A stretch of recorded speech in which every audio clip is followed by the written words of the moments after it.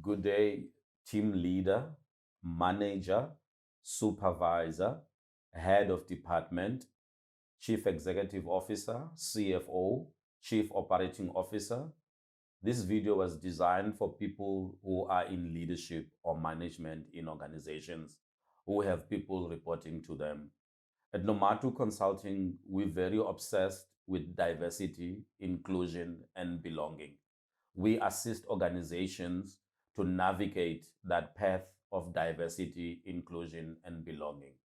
Part of the work we do, we also run a program called Coaching for Diversity, Inclusion, and Belonging.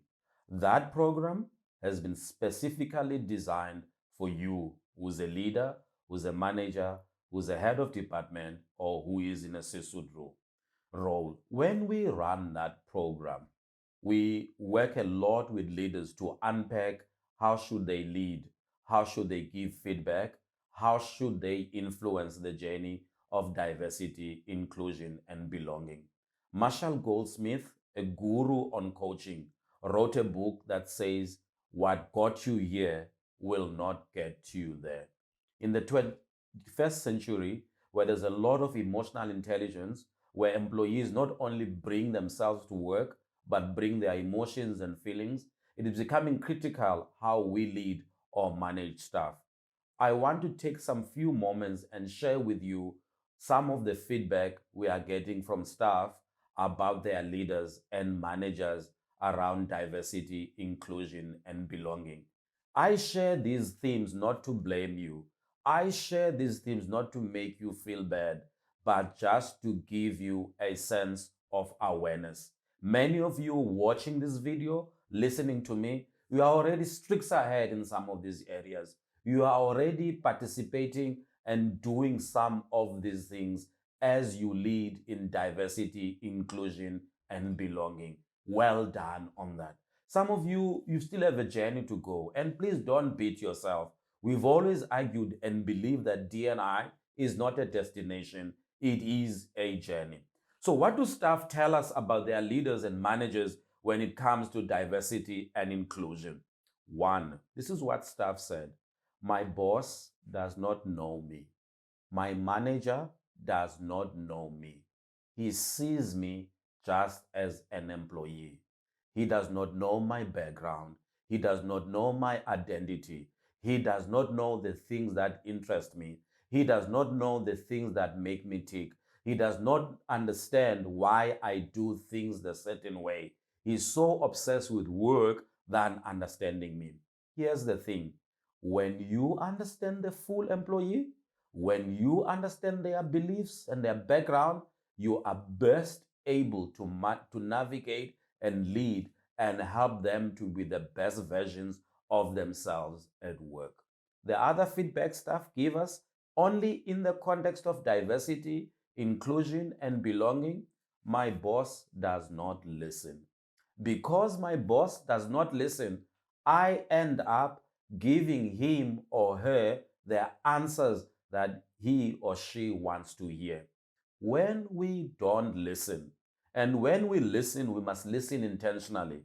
When we don't listen, or when we make staff to tell us what they want them to tell us, we risk not getting the feedback nor the answers which we so dearly need as leaders and managers. When we don't listen, we put staff in a corner of doing anything to give us the answers that they know that we want to hear. We don't get the feedback. We don't get the insights. We don't get the input that they can give. The men and women that you work with, they are in your team. They are part of your organization to aid, to assist. I'm not in any way inferring that they are perfect. But when we don't listen, we silence the voices of young people. We silence the voices of women in our team. We silence the voices of those who might be transgender, who might be gay, who might be lesbian. And sadly, we'll silence the voices of everyone who works in our team. The other feedback that staff give us: our boss makes promises that he or she does not keep. When you are having a performance review with an employee, and there's a section in that performance review form that says, what are your goals in the next 6 months? What kind of development that you want to do? The employee regards that discussion as being very important.